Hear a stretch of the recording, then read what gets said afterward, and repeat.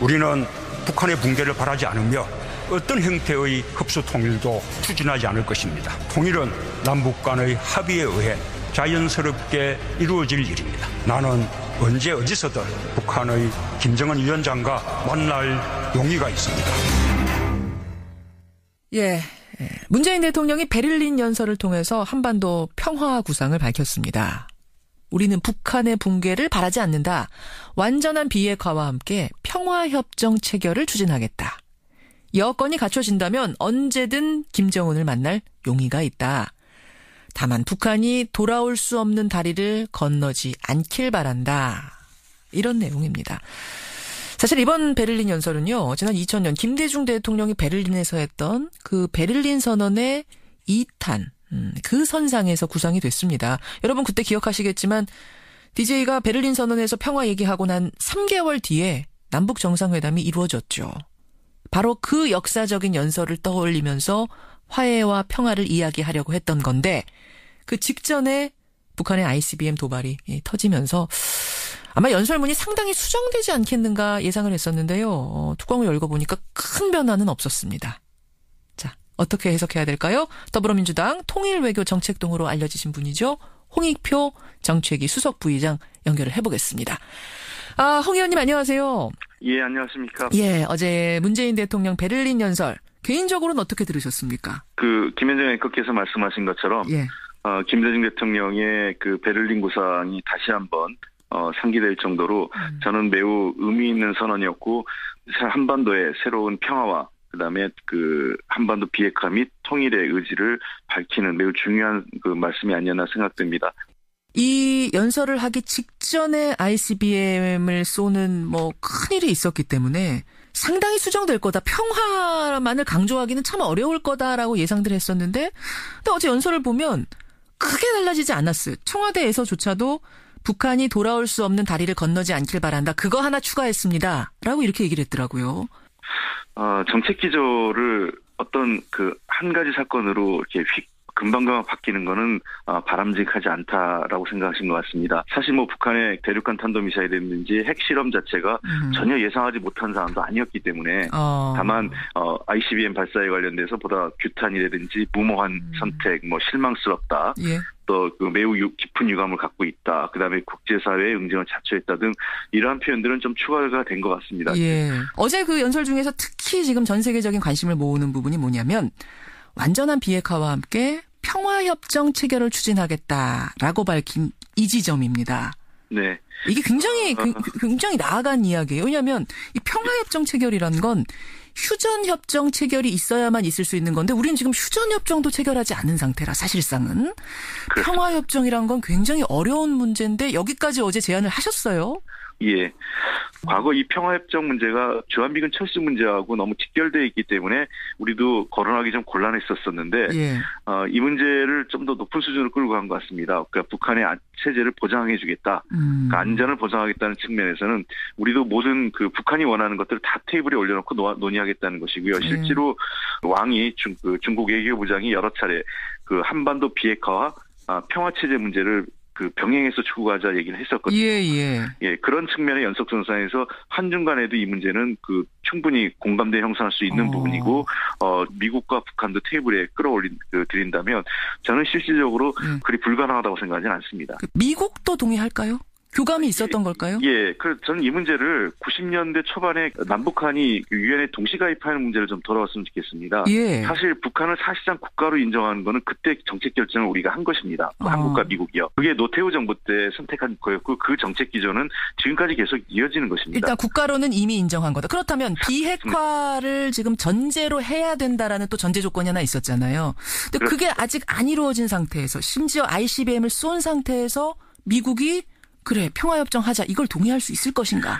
이 육자회담에서 북한과의 여러 차례 합의가 있었는데 그 합의의 핵심은 말 대 말 행동 대 행동입니다. 즉 평화협정을 포함한 평화체제로 나아가는 구상과 예. 북한의 완전한 비핵화는 단계별적으로 행동 대 행동으로 이루어질 것입니다. 서로 간의 구체적인 내용들에서 이러한 단계에 이루어질 때 평화체제 구상도 어느 정도 진전되고 비핵화와 함께 같이 이루어질 것으로 생각됩니다. 알겠습니다. 또 하나 주목되는 것이 이산가족 상봉. 북한의 평창올림픽 참가, 또 군사분계선 일대에서의 적대 행위 중단, 네. 이런 것들을 제안하셨어요, 어제. 예. 2000년에 DJ 연설 때는 평화 제안한 뒤 3개월 뒤에 실제로 남북 정상회담으로 현실화가 됐는데 네. 그때는 화해 무드였죠. 근데 지금은 상황이 안 좋아서 이렇게 제안을 한들 이게 이제 현실화가 될 것인가 어떻게 네. 보세요? 글쎄요, 저도 당장 현실화될 가능성에 대해서는 반반입니다. 다만 조금 아쉬웠던 거는 6.15 지난 6.15 정상회담을 행사를 앞두고 남북한이 약간의 접촉이 없었던 건 아닙니다. 그러니까 그게 당국 간 접촉은 아니었고요. 예. 민간 부분을 통해서 전직 정부의 고위급 인사라도 북한을 방문해서 새로운 정부의 구상을 좀 설명해 주는 필요가 있지 않느냐라는 논의가 좀 있었다가 시기적으로 좀 늦어지면서 못했는데 일단 북한에서도 이번 10월 4일이 14 선언 10주년입니다. 예. 북한으로서는 어쨌든 전직 최고 지도자였던 김정일 위원장의 합의라는 것에서 그냥 무시할 수는 없거든요. 이번 14선언을 중심으로 그 앞두고 사전 준비 차원에서 좀 더 현재 정부에 있지 않지만 과거 정부에서 좀 더 비중 있던 역할을 했던 분들이 북한에 가서 우리 정부의 제안을 북한 최고 지도부에 좀 설명하고 간다면 저는 가능성도 좀 있다 이렇게 생각을 하고 있습니다. 여러분 14선언이라고 하면 2007년에 김정일 그리고 노무현 전 대통령 당시 대통령이 함께 합의한 선언이잖아요. 그렇습니다. 김정일 위원장이 한 선언이기 때문에 아들인 김정은 위원장이 아주 무시하기 어려울 거다. 그러니까 그때 정도를 화해 무드 뭔가 이루어질 수 있는 계기라고 보고 계시는 거군요. 예, 이번에 마침 또 추석이 14 우리 남북 정상회담 기념하고 맞물려 있습니다. 예, 맞아요. 그래서 추석 및 10주년 계기 이산가족 상봉이라고 구체적으로 지적을 하신 거고. 알겠습니다. 그런 의미에서 아주 핑크빛 이루어지기 어려운 얘기만은 아니다라는 말씀 홍익표 수석 부의장 지금 만나고 있습니다. 베를린 연설 전에 한중 정상회담 열렸는데요. 네. 40분 만나자 했던 게 75분으로 길어졌습니다. 비공개니까 자세하게 내용은 모르지만 지금 문 대통령이 직접 밝히기로는 사드 문제를 제외하곤 어떤 부분에서도 이견이 없었다. 이 얘기를 돌려보자면 역시 쟁점은 사드였다. 이렇게 되는 거죠. 저는 그렇게만 보진 않고요. 사드 배치 문제는 중국으로서도 국내 여론상 수용하기 어려운 문제가 있고 우리 입장에서도 한미 관계라든지 또는 우리 국민 여론상 당장 조건 없이 처리할 수 없는 거 아니겠습니까? 그렇죠. 그런 측면에서 저는 양측이 서로 간의 입장을 좀 허심탄회하게 얘기하고 양국의 상황을 설명한 것 자체만으로도 의미는 있다고 생각을 합니다. 그러니까 즉 이견이 있다는 것에 양측이 의견을 같이 한 것이죠. 그러니까 지금 우리는 사드 보복 좀 처리해 주세요라고 어제 이야기한 거고 저쪽에서는 장애물부터 제거해 주세요 얘기한 겁니다. 그래서 장애물이란 게 바로 사드가 되는 걸 텐데. 네네. 그럼 이게 물론 이견을 확인한 것만으로도 의미가 있다 말씀은 하셨지만 앞으로 어떻게 풀어나가야 되냐라는 과제가 남은 거거든요. 어떻게 풀어야 된다고 보세요? 중국과의 관계. 가장 핵심적인 것은 남북 대화를 포함해서 북핵 문제에 대한 진전, 우리 베를린 구상이 실제로 중국과 잘 협의해서 실질적인 진전을 보인다면 소위 얘기해서 사드 배치의 근원적 문제가 해결되는 것이라고 보거든요. 그래서 앞으로 저는 최소 6개월에서 1년이 매우 중요한 시기라고 생각을 합니다. 예, 요 시기 동안 우리 베를린 구상이 일정 정도 궤도 위에 올라간다면 저는 사드 배치를 포함해서 모든 문제에 대해서 새로운 환경과 조건이 열리기 때문에 그러한 상황에서는 우리가 한중 대화, 한미 대화 또 미중 대화 속에서 이러한 지금 현재 관련국들이 서로 불편한 문제들에 대해서 상당한 해소 내지는 해결책이 만들어질 수 있다고 보고 있습니다. 결국 10월 그 무렵 14선언이 있을 우리 추석 그 무렵에 굉장히 중요한 시기가 되겠다는 생각이 드네요. 이 상황 푸는.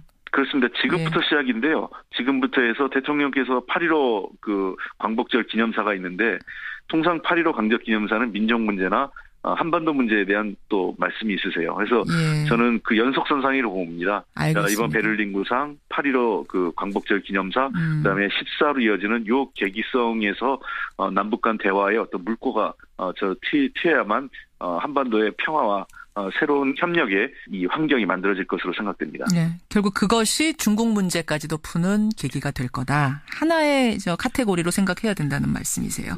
네, 그렇습니다. 홍 부의장님, 홍 의원님, 전국이 어제부로 좀 꼬여가지고 제가 이거 하나만 짧게 좀 짚고 가겠습니다. 전국 현안. 어제 추경 심사가 되는 줄 알았거든요. 네. 그런데 추미애 대표의 머리 자르기 발언 때문에 국민의당이 보이콧하면서 또 막혔어요. 네네. 이거 지금 추 대표는 사과가 없다는 입장인가요? 사실 저희들도 좀 이해할 수 없는 거는 국민들 속고 국민의당도 속았다라고 이제 표현을 했지 않습니까? 박주선 비대위원장이. 예, 박주선 비대위원장께서.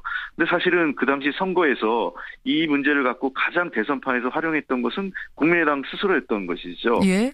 그런 측면에서 이거는 그 원론적으로 그 당시 대선 후보였고 당시 선대위원장이었던 두 분이 최소한 사과하고 책임에 대해서 지금 인정하라는 의미인데 은유적인 표현이었다 뭐 이렇게 보시는 그렇습니다. 그래서 저는 또 단어 하나를 붙잡고 구절구절 하나를 잡고 시비를 걸기보단 전체적인 말의 어떤 그 맥락을 봐라. 흐름을 좀 봤으면 좋겠다는 것입니다. 그러면 사과는 일단 계획이 없는 거네요. 글쎄요, 그건 뭐 제가 그 대표의 말씀을 갖고 사과를 해야 된다 말아야 된다 이건 말씀드리기 어렵고요. 국회 일정 전체를 보이콧할 정도로 그런 사안인지 저는 이 문제 도리어 국민의당에서는 대선 관련돼서 조작 사건에 대해서 좀 더 무겁게 그리고 자신들을 돌아보는 시간이 더 중요하지 않을까 생각합니다. 근데 하필이면은 추경심사 국민의당이 들어오기로 결정한 이 마당에 그러니까 협치가 막 이루어지려고 하는 마당에 이 발언을 하셔가지고 예. 국민의당은 이거 우리 손가락 넘어져 있는데 손가락을 밟고 일어선 거다. 이건 정치적인 금도를 한참 넘었다 이렇게 표현을 하더라고요. 그 국회가 정상적으로 돌아가는 거나 또는 추경 예산을 다루는 문제는 국민과의 약속이고 국민을 위한 당연한 저희가 해야 되는 의무 아니겠습니까? 국회에서요. 예. 그런 차원에서 이 문제와 각 우리 정당 간의 어떤 대치 또는 갈등의 문제를 국민과의 문제하고는 좀 분리해서. 분리해서 얘기해라. 서운하더라도 그걸 추경하고 연결시키지 말아라 이런 말씀. 그렇습니다. 알겠습니다. 여기까지 말씀 듣죠. 고맙습니다. 네, 감사합니다. 더불어민주당 홍익표 정책위 수석 부의장이었습니다.